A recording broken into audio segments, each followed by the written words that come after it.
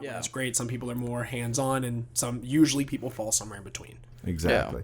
Yeah. I look at that. I know a lot of people were going to Full Sail, let's say, paying lots of money. That's the one people love ripping on. They love, and I don't have a problem with that. It seems like, I don't know, where is your money really going there? But there are a lot of people I look at online who are actually doing quite well with a Full Sail degree. One of them is Film Riot, Ryan Connolly. Yeah. That's a big one. And there's a couple of local guys that I know who are actually there now. Which is interesting when you think about it. He comes out of a film school and starts a resource for people who don't go to film school. Exactly. Which is very interesting. Every once in a while has his sponsorship from that school. That's all right. It's like, make money where you can. It's a great time to be doing filmmaking. I mean, from the DSLR revolution's kind of come to a close, in my opinion, but we're evolving from exactly. That. We're entering now the world of cheap cinema cameras, and I think that. Well, do you know where the DSLR thing started before the DSLR became the video camera? It was the I can't even think of the name now. Drop me some learning. It was an adapter for a regular video camera that you could put film lenses on it. You could put the spherical lenses. That's made them in. Yeah, those 35 millimeter 35 millimeter adapters, and you recorded upside down. You had to flip your video when you were editing it, but you could have that wonderful shallow depth of field. I remember that, and it was so funny. That's kind of like ultimately what stood in the way was a lot of it was color depth, sure, and dynamic range, but like. Depth of field. Huge. Controlling the image like that. You get that there, and a little bit more latitude with the light, and you can be forgiven. The 2-point color. No, the 8-bit, 16-bit, 64-bit, whatever. Yeah. The different the low resolutions. It was like, ooh, but look at the bokeh I got, which was the big phrase or word for a long time. Yeah. But then you look at it, and it's and things changed. The DSLRs came out, the T2i. That was my first. It was my first love, and my son stole it. Rob, if you're listening, I don't want it back. But it was a great camera, shot in 1080, 24 frames, 24 frames per second. Well, which was funny. Beautiful. Mickey always talked about how when the 5D2 came out and people discovered was it 2010 or 09 that came out, and everyone was like, oh my god, the image is so amazing. You can throw all these old lenses on it, but it only shot 30 frames, and people were going crazy bothering Canon, being like, we want 24. And one of the only moves Canon ever made for filmmakers on the DSLR camera, they gave people 24 frames. Yep. Probably one of the only nice things they did for us.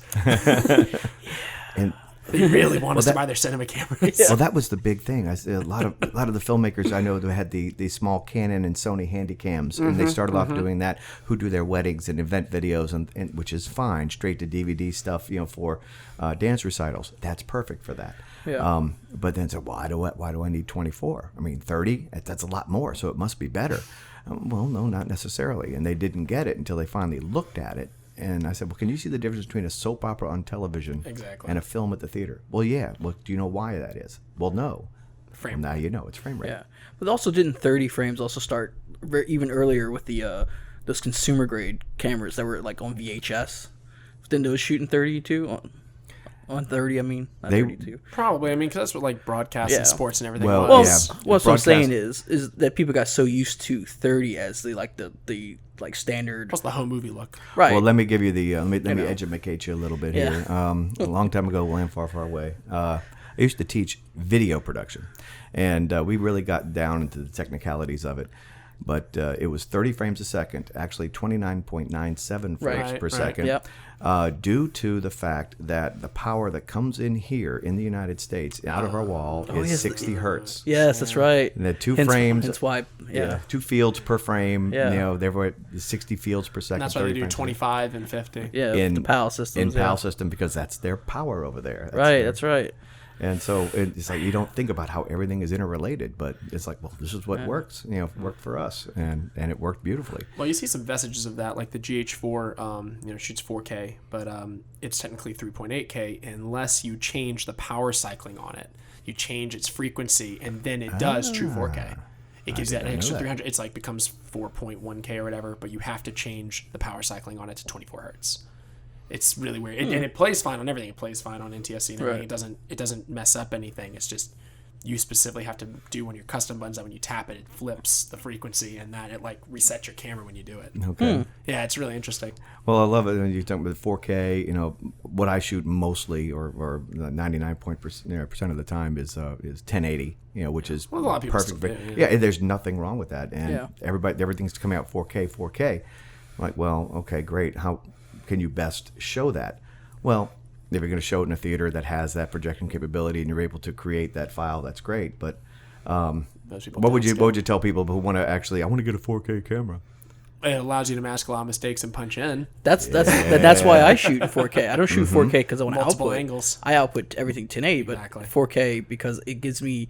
And the weird thing is, I watched something recently, some behind the scenes stuff where they were talking about the reason David Fincher shot certain films on 6K was so he could punch in for 4K. Absolutely. You know, and it's the same thing. It gives you a little more creation in the post. Just did a feature where they shot in 4 and they're delivering in 2.5K. Right. Yeah. It's beautiful. I mean, when I first started shooting Anecdotes, but I wanted multiple angles, but I didn't have a crew. It was just me, Lisa Macklesmith, who was our host, and whoever the guest was at that time, and wherever we set up. So it was just me setting things up. So I would set up a camera that was wide for both, a camera that was close in on the host, just a medium close shot, and then a wider shot on her, and then another one that was a wider shot just singly on the or doubly, depending on how many guests we had on the guest. And then I operated another camera that actually was moving back and forth on the guest, zooming in, trying to get a little bit of motion in there, and that allowed me to have multiple angles to make it look like a bigger show, which was a little bit too much for one person to do. But 4K would be, I'm sorry, but 4K would be great if you had two 4K cameras. You just set them up like this, punch in, close up, wide shot, medium shot, and you're done. You don't have to worry about it almost. You can do that. But for interview stuff, like, it works beautifully. Well, Sony, Canon, all those have their little handy cams now that all do 4K for like $800. Mm-hmm. So it's getting there. It's just a lot of people, I think, forget that their 1080 TV could benefit from 4K image, but I think the thing people forget: can your computer handle 4K? It depends. If it's wrapped in an MP4 and AVC HD, probably. You probably can. When you start getting into high, if you get higher bit rates for color sampling, you're doing RAW, you're doing like raw 4K, no way. No. You got to be ready for that. Yeah. Right. What's interesting though is that, a lot of people ask me, like, I have a lot of friends who they're like, "Oh, you work in film? What's this 4K thing?" I explain it and they go, "Do I need a 4K TV?" And I go, they've gotten affordable enough now that it's not like it's a passing fad. 4K will eventually be here. The thing that's holding it up, which we've never experienced before, is telecom companies, because they don't want to expand our bandwidth, and people cannot stream 4K yet readily. Like, YouTube has 4K, but we're not. It's going to take longer before we have 4K feeds. Right. And I don't. Which is why I'm not too worried about buying a 1080 camera lately. Well, and I don't see why they really need to. I mean, I always feel like the theater experience can be the 4K experience, and that home 1080 is just fine. Yeah, but it's still, though, a theater. It's like fewer people going to theaters now. So when I have my home theater, when I get the money to buy a new house that has room for a home theater in it, yes, then I'll go ahead and put a 4K BAM big ass monitor in there for that. Right. You don't necessarily need it. I do remember go back to the Wayback Machine. Number of years ago at the Jazz Fest. NHK came in to shoot a number of the performers at the fairgrounds, Nippon Television. It was awesome, and they brought in their HD cameers, and they had an HD. God. What year is this? 2005? No, it was more like mid '90s. Oh, so they bring like the Genesis. Oh, it was fantastic, and the big 18-wheeler trailers out there pulled in there, and cables, as thick as my neck, connecting these big, massive studio-style cameras that were feeding that HD feed over, and they were recording it to tape.